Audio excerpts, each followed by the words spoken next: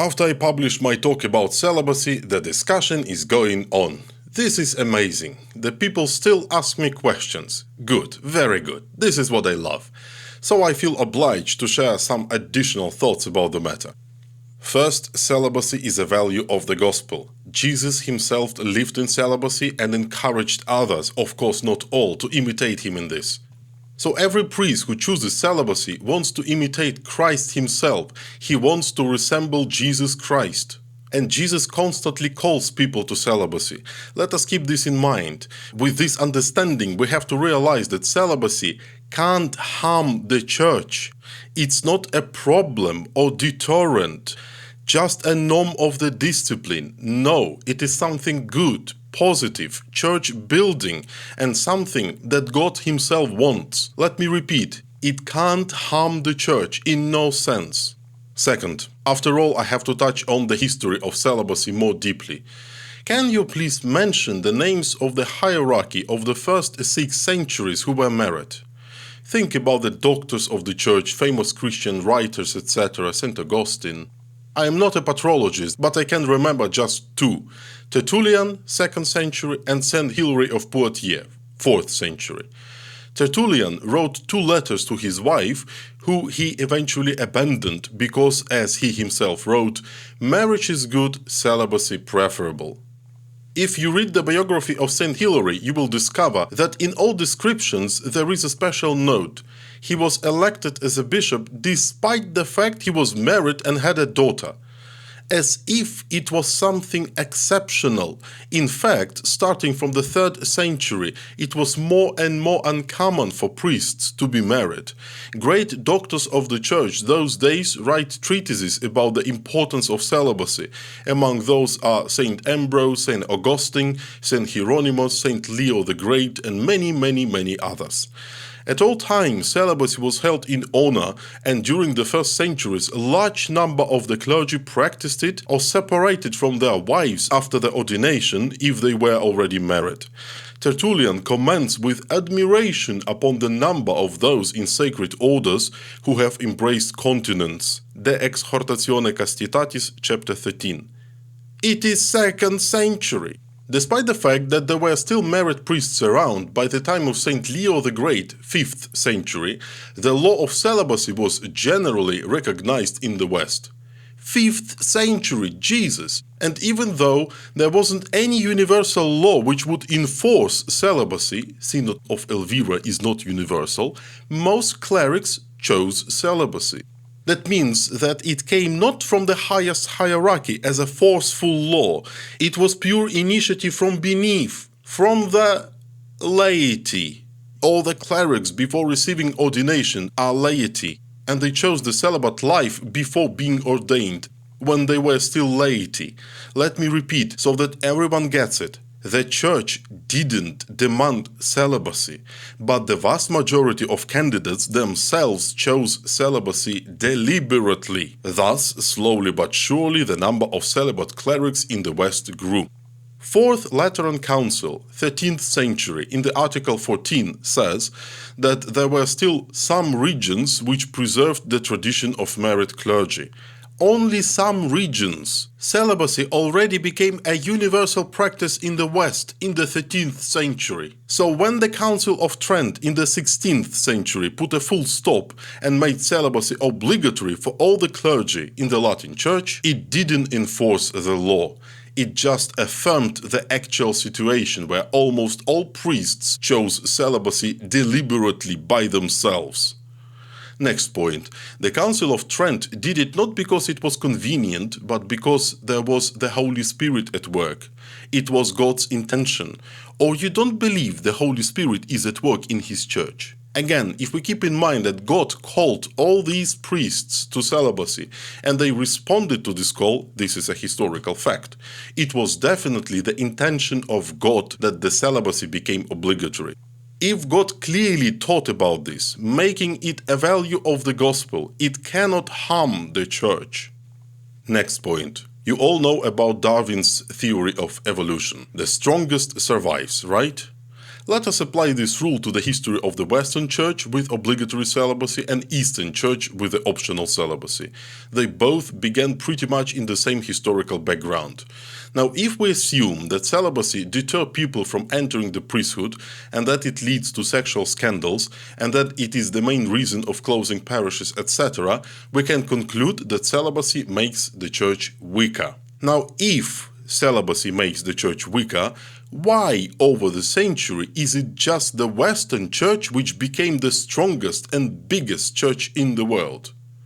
Yes, if we compare the Latin Catholic Church with all Eastern Catholic churches and all Orthodox churches, we will see that there is nothing to compare.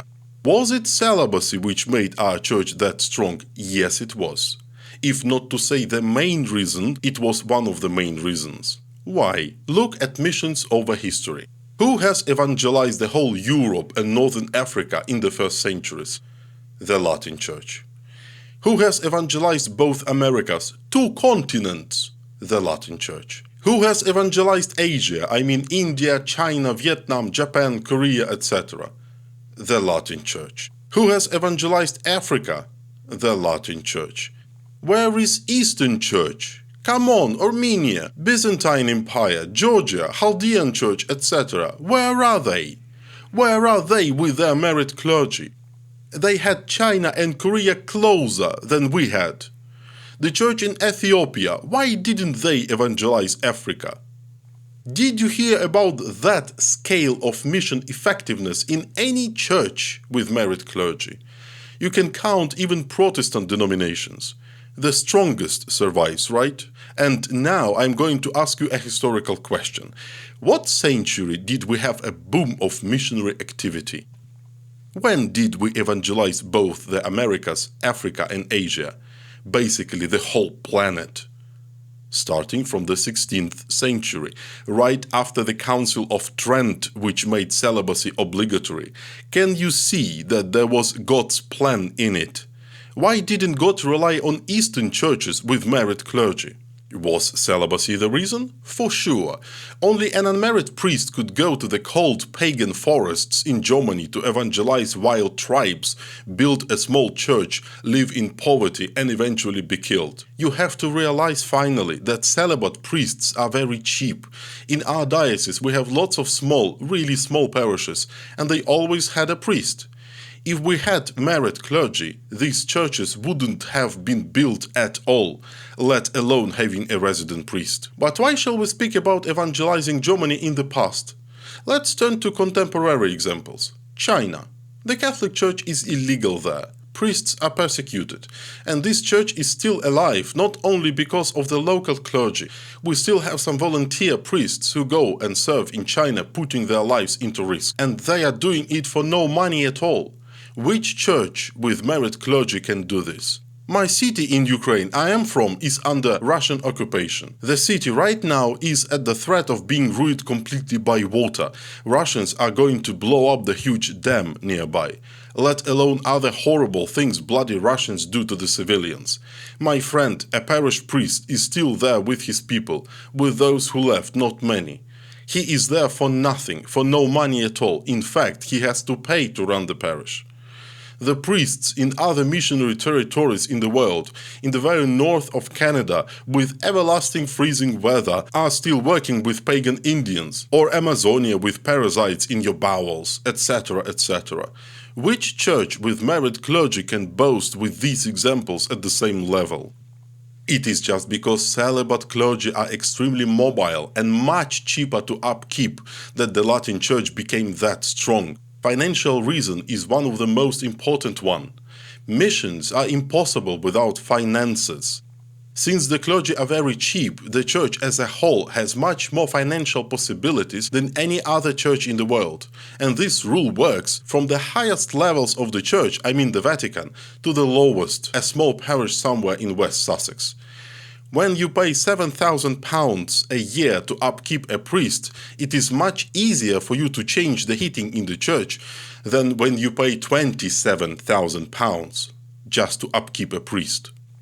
Look how strong our church is in terms of institution. Look at the Vatican. We have lots of congregations, and they are large. They do a huge amount of work. They cover everything in the world. We have extremely big scientific departments which analyze everything, starting from biblical and archaeological studies to bioethics. We are world's leaders in translating the Bible and biblical studies.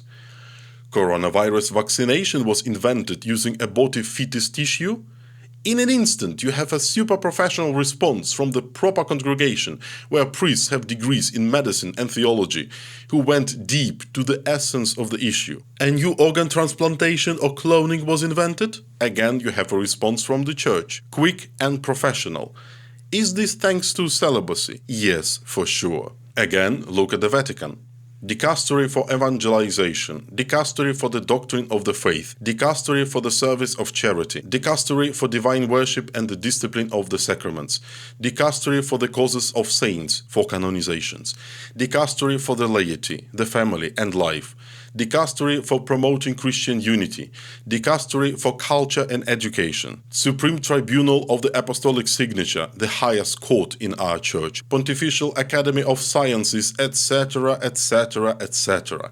If you have any serious question about the law, liturgy, faith, etc., write to a proper dicastery and you will have a definitive response in the name of the church. Like I did, asking the dicastery for divine worship and the discipline of the sacraments about some Holy Mass issues. I got a definitive response, which I show to everyone who is still in doubt. Can you list me any other church in the world with married clergy with such a strong institution? Institution which makes the church involved in a super professional level in every sphere of life of the whole planet? No, there isn't any. We are the strongest. Is this because of celibacy? For sure. But Father, what does it all have to do with celibacy? Come on! Lay people can work in all these dicasteries. Do you really don't understand it? Who will pay all these lay people their salaries? When a diocese takes from your parish bank account £30,000 as a tax, it is because in the diocese most of workers are laity. Can you imagine that a priest who works in the diocese has £50,000 salary? No, it is impossible. But some lay workers in fact have more. So the more laity you have as workers, the bigger tax on parishes. Now you should understand that a priest, especially a celibate priest, is always a very cheap solution. The laity are much more expensive than priests, generally speaking. It is because of celibacy our church is that strong, and the finances play a key role here. Sunday collections are the main income of the whole Catholic Church. Our parish with 4 churches cannot afford 2 married priests. £54,000 a year is not imaginable. If we cancel celibacy, we would have 1 priest anyway, even if we have a boom of vocations. The number of masses drops. Sunday collections also drop. Lots of other parishes will struggle financially. Some parishes won't struggle, but their parish budget will be significantly limited. In order to change the roof in the church, they used to gather money for 3 years. With a married priest, they would do it for 7 years.